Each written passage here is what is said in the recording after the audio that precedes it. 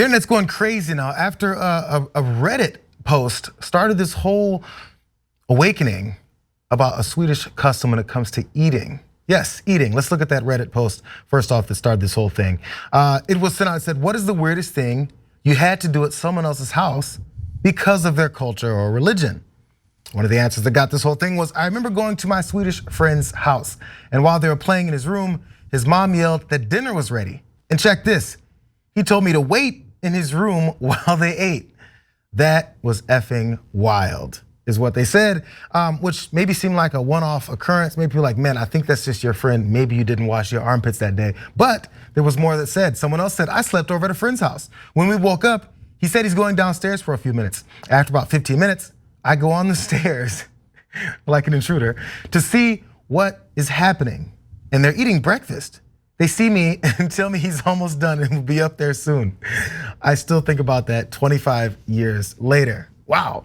So that happens. And also, so after those two instances, probably others, that post then went viral. People couldn't believe that Swedish people don't feed their guests.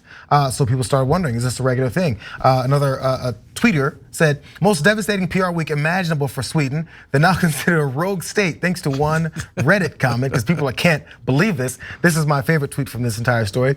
They probably have this picture then of a family with an IKEA ad sitting around the table, and it says they probably have a friend sitting somewhere in the house waiting for the family to finish lunch.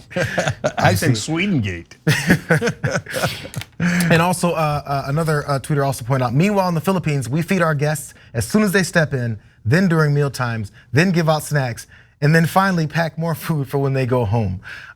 So yeah, that's the way these are happening. But then there was one person who did a post about this to get a little bit of an understanding behind this. Linda Johansson wrote an op-ed in The Independent and said this: "The Swedish thinking goes like this. The other child or the other family may have plans for another kind of dinner, and you wouldn't want to ruin the routine or preparations.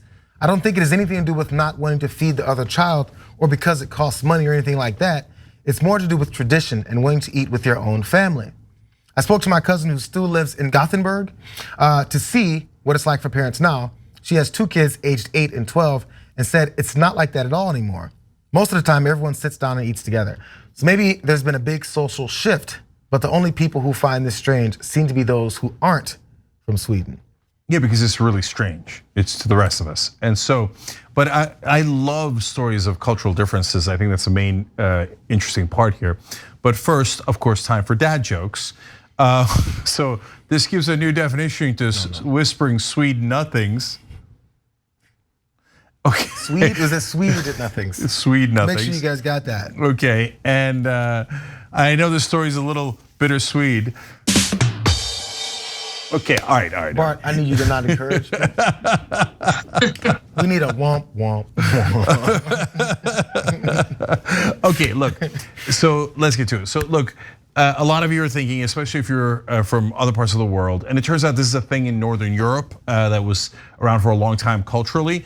But if you're from Asia, particularly South Asia, the Middle East, Mediterranean countries, this is like the most offensive thing you have ever heard in your life.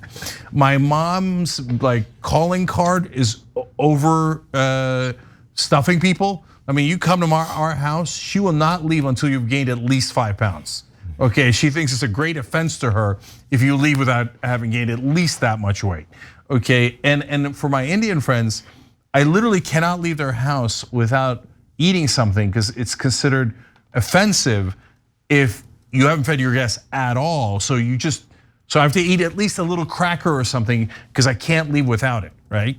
So hearing that the kid, like other kids, like other families' kids are locked in a room while the rest of you eat dinner or breakfast or lunch, that is like unheard of for those other countries. And that's why it's shocking everybody.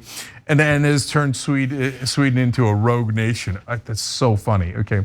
But guys, I read another explanation which actually made some sense. It doesn't mean that it's quote unquote right. It just, they said that in some parts of Northern Europe, especially in Sweden, feeding people is an insult, as if they can't afford their own food. And so that's the twist on it. We don't want to insult you, I'm sure that you could afford your own food. That's why we'll eat ours. And I get the routine explanation that JR gave. Oh, I'm sure their family has their own routine. That sounds really Northern European. Yeah, we have routine. Do not break routine. Okay. So, Amy, what are your cultural thoughts here? Well, being from a multicultural family, my husband's an immigrant from Brazil. And when we go down to visit Brazil, it's the total opposite from Sweden. I mean, it's a total spread. They've got 10 different meats on the grill. It's inside their house. And if you don't eat, it is considered immensely rude. And if you do not prepare for people to serve them food when they come over, it's also considered rude. So it really is a really big difference in culture. Even the culture around just in the neighborhoods. When you travel internationally, you really get to see a lot of people feel that we're kind of backwards and that we're not out in our communities at night. We don't know our neighbors. They're astounded that we don't go out and sit outside and talk with neighbors and get to know people. And there's usually music in the streets, and ours are, dead and quiet at night. So there is immense differences when you travel. It really highlights those, and even some things we do here in this country that others find really backwards. I appreciate the Swedes. I'm gonna go to the controversial route. I appreciate them because as a picky eater as a child, my biggest nightmare was someone serving me food that I just absolutely couldn't stand, that I would smell and go, I don't actually want to see what that smell converts into as far as a taste, because I might make a mess here on their table. So if someone doesn't feed me, I was perfectly okay with that, because many times I wasn't eating much, or I would eat certain picky things. I mean, I would go home and be picky too with my own parents' food. So that was just a thing for me. So I wonder for kids that maybe get fed in some of those other cultures that have to get fed. You gotta eat this food. I don't know much about Turkish food. I don't know. I mean, your mom could cook beautifully, but maybe it's just something. Maybe it's spicy. Yeah, and then if you don't eat in someone else's house the food they gave you, especially after you take a bite, then it's like super offensive. You didn't like the food. Took a bite and like. Right. Yeah, so it's hard for me because I'm vegetarian, guys. So I'm in Brazil traveling, and they eat nothing but meat. I have to try to find ways to sneakily get in. I'm not eating the meat that's there. Yeah, and then if you got to deal with my mom, and by the way, she's a terrific cook, so it works out 98% of the time. But if you say, okay, just one more spoon, she'll give you 8 more spoons. So you have to say 7 spoons ahead of time, okay? And but to Amy's point, no, America's gotten so unfriendly. The other night I went out for a walk and I ran into one of my neighbors, Adam. And Adam and I walked around for a little bit. I went home and I told my wife, I said, oh, I ran into Adam and we walked around a little bit. She's like, why? She's like, are you guys having an affair? She was kidding, but barely. Like, it's so strange to talk to your neighbors in America that like people look at you kind of funny. Why are we talking to neighbors? Okay, and so, but finally, guys, just don't get so immersed in your own culture that you can't see outside of it. And this is a perfect example of it. There might be a really good reason why the culture developed that way. And so you're not right and they're wrong. There's in some cultural cases, yes, there is right and wrong, right? So in Central Asian republics where my people originally came from, there's still some kidnappings to get your bride. We can leave that culture behind, okay?